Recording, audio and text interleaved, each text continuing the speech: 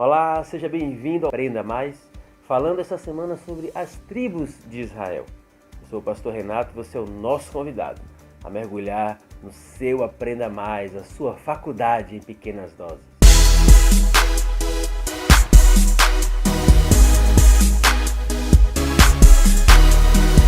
Vamos agora ao último filho homem, Benjamim, o segundo filho de Jacó e Raquel. Gênesis capítulo 35, verso 16. Eles partiram de Betel e quando ainda estavam a certa distância de Efrata, Raquel começou a dar à luz com grande dificuldade. E enquanto padecia muito tentando dar à luz, a parteira lhe disse: "Não tenha medo, pois você ainda terá outro menino."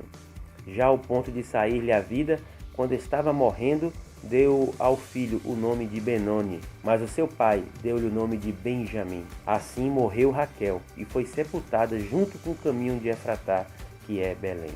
Gênesis 49, 27, nós vemos a bênção de Jacó sobre Benjamim, o chamando de lobo predador, que pela manhã devora a presa, mas à tarde divide o despojo. Deuteronômio 33, verso 12, nós temos a bênção que Benjamim recebe de Moisés. A respeito de Benjamim disse: "Que o amado do Senhor descanse nele em segurança, pois ele o protege o tempo inteiro, e aquele a quem o Senhor ama descansa nos seus braços."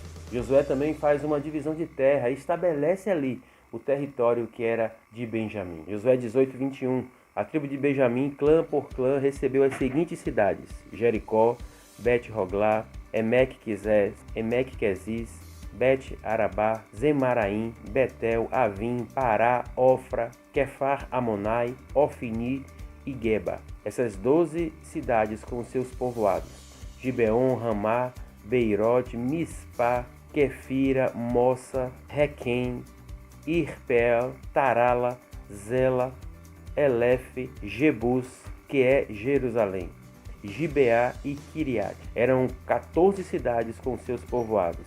Essa foi a herança das clãs de Benjamim.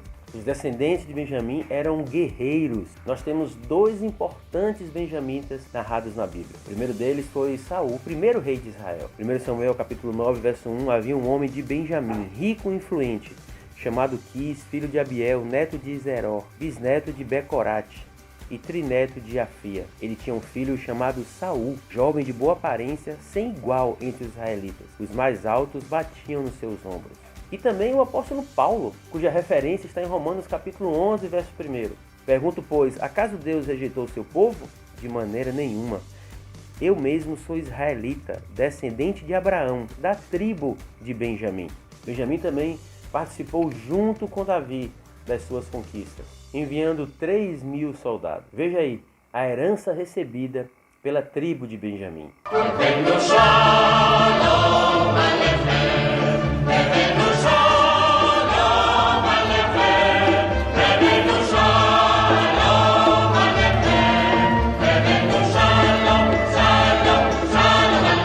Precisamos dar continuidade a esse estudo falando sobre as meias tribos, que são os filhos de José. Em Gênesis 48, verso 1 a 6, essa história precisa ser entendida por nós. Algum tempo depois, disseram a José: "Seu pai está doente."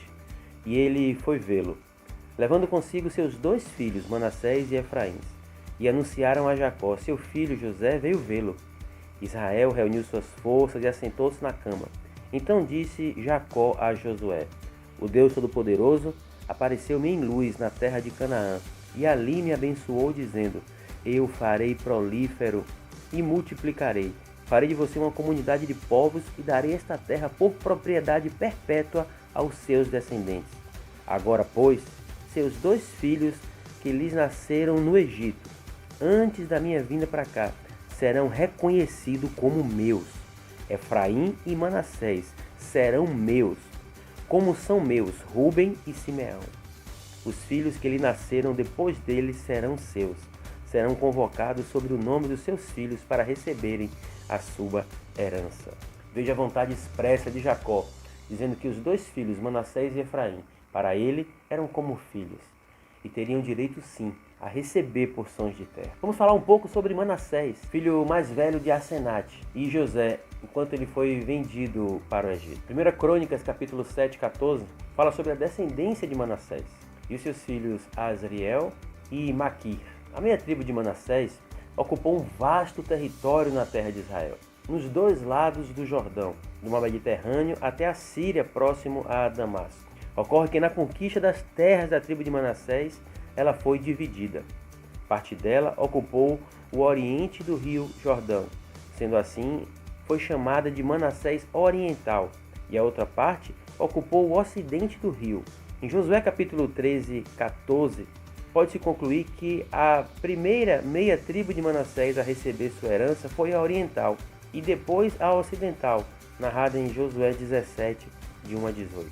Todavia, apesar dessa divisão, dessa referência entre a tribo do Oriente e a tribo do Ocidente, eram uma única tribo. Josué 17 deixa muito claro isso.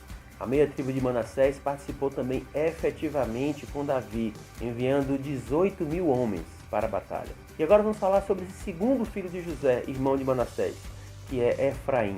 Gênesis 41, verso 50, contrariando aquilo que é tradicional, Efraim recebeu a bênção da primogenitude, em lugar do seu irmão Manassés. Gênesis 48, verso 17. Quando José viu seu pai colocar a mão direita sobre a cabeça de Efraim, não gostou. Por isso, pegou a mão do pai, a fim de mudá-la da cabeça de Efraim para a de Manassés, e lhe disse: Não, meu pai, este aqui é o mais velho, põe a mão direita sobre a cabeça dele. Mas seu pai recusou-se e respondeu: Eu sei, filho, eu sei. Ele também se tornará um povo, também será grande. Apesar disso, seu irmão mais novo será maior do que ele, e os seus descendentes se tornarão muitos povos. Assim Jacó os abençoou naquele dia, dizendo: O povo de Israel usará os seus nomes para abençoar uns aos outros. Que Deus faça a você como fez a Efraim e a Manassés. E colocou Efraim à frente de Manassés. A tribo de Efraim participou com 20.800 soldados, ajudando a Davi em suas batalhas. Veja aí o território da tribo de Efraim.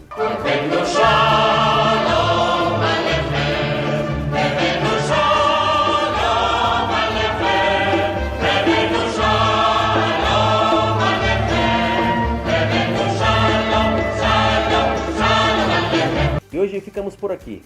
Amanhã nós vamos fazer uma conclusão sobre esse assunto, explicando como as tribos se comportaram desde os períodos de juízes e dos reis, como foram as suas separações, as suas motivações, os seus envolvimentos políticos, até o momento da dispersão. E se esse conteúdo fez sentido para você, compartilha com pessoas para que possa ser também canal de bênção na vida do outro.